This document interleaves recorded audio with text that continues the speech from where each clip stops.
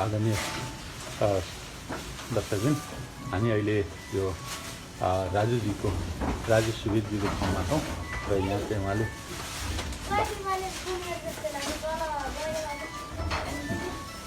यहाँ चाहिँ बाख्राहरूले एकदम तपाईँले देख्न सक्नुहुन्छ बाख्राहरू कसरी खाइरहेको छ। यी बाख्रालाई टाट्नु अलि हल्को टाट्नु बनाउनुपर्छ भनेर म तपाईँलाई धेरै पटक भन्ने गरेको छु र बाख्राले धेरै प्रकारको घाँसहरू खान मन पराउँछ। त्यस कारणले हामीले चाहिँ बाख्रालाई चाहिँ विभिन्न एउटै घाँसहरू दिने भन्दा पनि विभिन्न किसिमका यहाँ तपाईँहरू हेर्न सक्नुहुन्छ। विकासे घाँस पनि छन् र यहाँ नविकासे घाँसहरू पनि छन्, जङ्गली घाँसहरू पनि छन् र मेन्डोलादेखि लिएर यहाँ चाहिँ सबै किसिमका। र कहिलेकाहीँ साथीहरूले यो मेन्डोलाले घाँस त्यति मन पराउँदैन भन्नुहुन्छ। यो मेन्डोला यो सिजन अनुसार पनि बाख्राले मन पराउने नपराउने हुनसक्छ। एकदम यो सुक्खा सिजनमा असाध्य मन पराउँछ। अहिले यो घाँसै घाँस हुने बेलामा यो चाहिँ यसले त्यति धेरै मन पराउँदैन।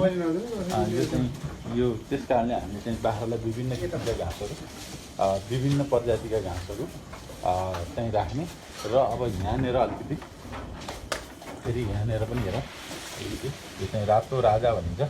रातो राजा, कालो काजी, अरू बाजी भनिन्छ। यो बाख्राको हकमा चाहिँ रातोले एकदम विशेष असर राख्छ। त्यस्तै अब यहाँनिर पनि सानो फर्म छ। हामी सानोबाट सुरु गर्नु 17-18वटा बाख्रा मात्रै छ यहाँ चाहिँ र उहाँले यो तल उसमा चाहिँ राख्नु भएको छ र यसरी एउटा चाहिँ यो एउटा नमुनाको रूपमा सानो फर्म एउटा स्टार्टिङको रूपमा राजुजीले यहाँ चाहिँ धेरै कुरा राख्नु भएको थियो। यो बाख्रा मात्रै नभएर यो एकीकृत फर्म छ। यहाँ चाहिँ काली छ, अनि त्यसपछि गएर यो बस्टाइहरू पनि राख्नु भएको छ। त्यसै गरी लोकल कुखुराहरू राख्नु भएको छ। यहाँ चाहिँ धेरै कुराहरू छन् र यहाँ चाहिँ यो तपाईँले देख्न सक्नुहुन्छ यी सानो खोरहरू। यो खोरहरूमा चाहिँ काली जग छ, एउटामा बट्टाइ छ, अनि लोकल कुखुराहरू छन्। माथि फेरि कुखुरा खोज्छ, स्थानीय कुखुराहरू। त्यसै गरी यहाँ घाँसहरू, उहाँसित नर्सरीहरू धेरै कुरा छ र घाँसहरू व्यवस्थापन र घाँसहरू पनि यहाँ विभिन्न प्रजातिका घाँसहरू छन्। माथि फेरि देख्न सक्नुहुन्छ यो धेरै जातका घाँसहरू छ र यी चाहिँ अब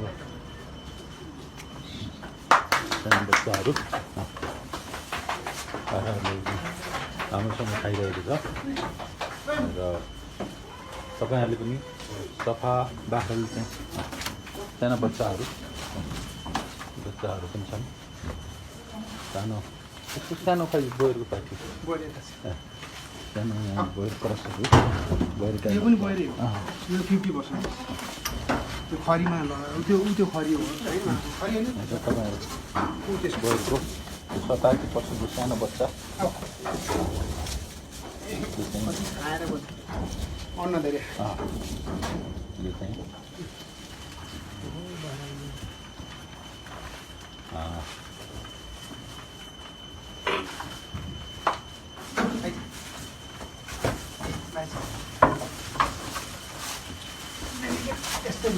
ए उसले दुध दिँदैन, आफू सुकै त्यति दिँदैन। ए ल यो माउलाई चाहिँ हामीले हेरचाह भनेको यो बच्चाहरूलाई कहिले काहीँ दुध नपुग्न सक्छ। माउले चाहिँ राम्रोसँग दुध नदिएको कारणले यो पाठीलाई रुचाउँदो रहेछ। ए पाठीलाई नरुचाउने, पाठालाई पाठा मात्रै रुचाउने।